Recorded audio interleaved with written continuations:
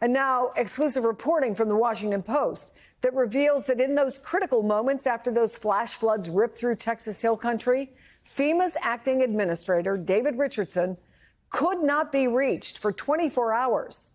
That meant that under new rules put in place by the Trump administration, key resource deployments could not be approved.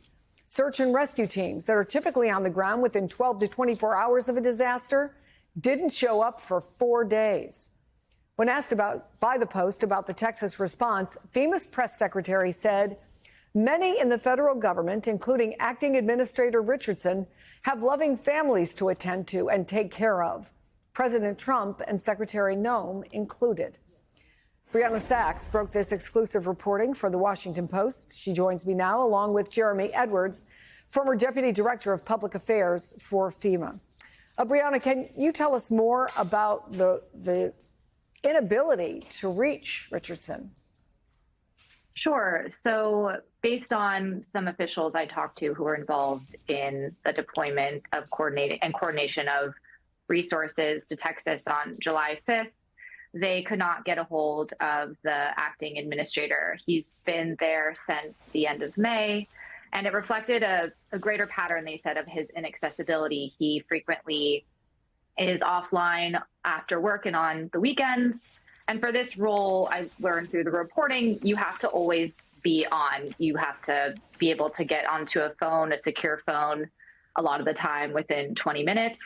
And why this was such a big holdup was because this administration, DSH Secretary Kristi Noem, has put in some strict new budget requirements, which she needs to approve every expense over $100,000. A lot of these resources cost more than that. And Richardson is kind of the direct tie to get these approvals in front of her and get them signed off quickly. So it was just a holdup that really delayed some critical resources getting to the ground in Texas. Jeremy, you know this firsthand. Talk about the impact of an administrator being unreachable during a disaster, particularly one of this magnitude.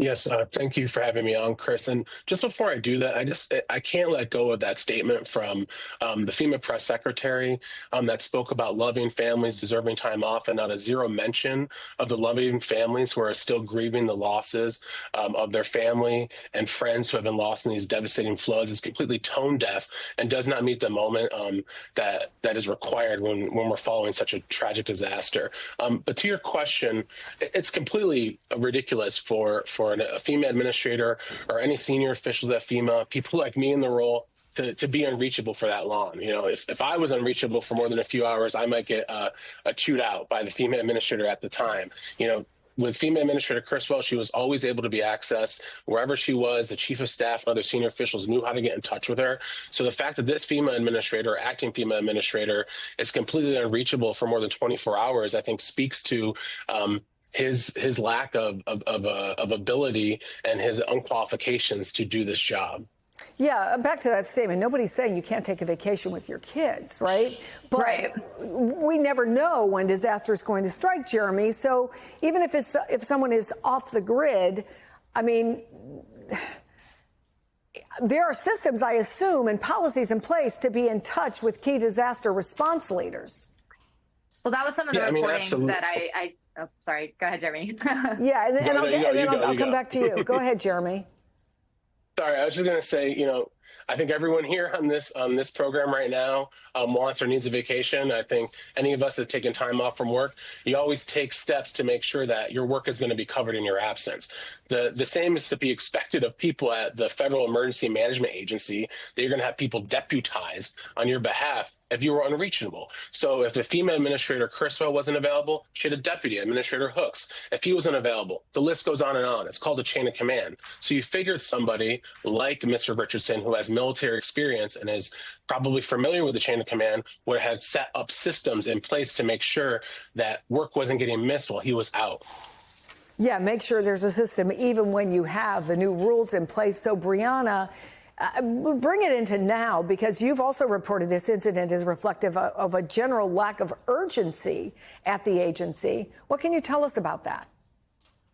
Yeah, so everyone I talked to, about 20 people over the last 3 months have been expressing concern that he's really not, as Jeremy said, qualified to lead the agency. And also compared to his predecessor, Cameron Hamilton, who Noam ousted for going against her goal to eliminate FEMA in a big way, just hasn't really been digging into the job and seems to be distracted. Doesn't spend a lot of time at headquarters. And I learned a lot about what past administrators have been like, and they're very involved. They're doing a lot of FaceTime with staff. And I think it's just reflective of how this administration views this agency, which is not as important as others. But meanwhile, if a disaster hits a state that's not like Texas, it doesn't have all the resources, it's not as well equipped, it could cost lives if FEMA doesn't have a leader in place who is able to do the job and get resources there and is available.